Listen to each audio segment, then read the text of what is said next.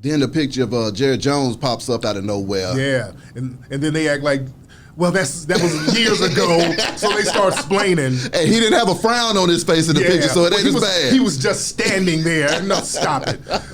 They were abusing black people trying to get into school, and Jerry Jones's ass was right there. Now they're doing it was so long ago. You never notice when other groups are aggrieved, it's never so long ago. They don't play that. They're bringing in those people who were around Nazi Germany. They're 110 years old, and they're bringing them to court with their wheelchairs and their walkers.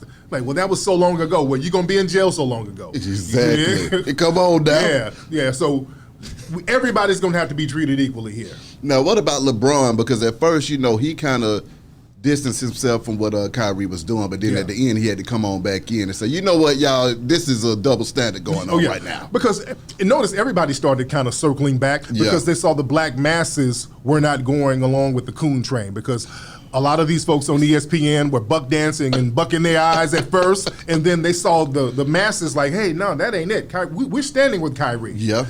Those brothers in New York circled the stadium. Building, Barclays. Yeah. The optics of that was kind of scary. Come on. At our rally in Washington, D.C., the crowd was yelling Kyrie, Kyrie. The crowd was supporting Kyrie. So the streets were rocking with Kyrie. Yeah. So having Kyrie backed up like that with a strong base in the streets rocking with them, they don't want them problems like that.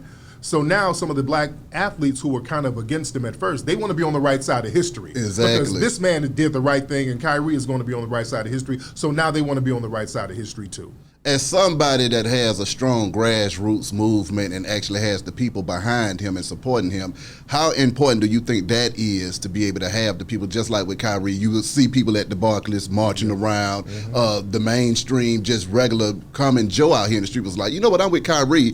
However, your industry folks on the coon train, they weren't going for it, but then they started to lose privileges like being able to come to the cookout. Man. Yeah, exactly. Because see, they understand, like the Stephen A. Smiths and the Barclays and all of these people, they understand that they have to tread lightly with the dominant society. They have to buck dance because they have no street cred.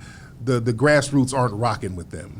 So these guys are a comment away from being fired and their whole career is ruined. So the thing is, when you become a Sambo, when you step out there, that's a very dangerous line to toe, because you don't have any real backup, and then they bring you out here and smack you around like a child. I've seen Stephen A. Smith. They brought him on TV and they made him apologize for certain things that he said about white people or some of his colleagues, but he gets real bold and buck when it comes to black folks. Oh, I'm about to tell you black something. It's that type of vibe.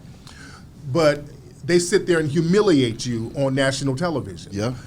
Kyrie, shout out to him, he wouldn't allow himself to be humiliated. They gave him that list of things that he needed to do to get back in the league. He was like, nah, I ain't doing all that. Come on now. And he still has the back of the people, so that's good.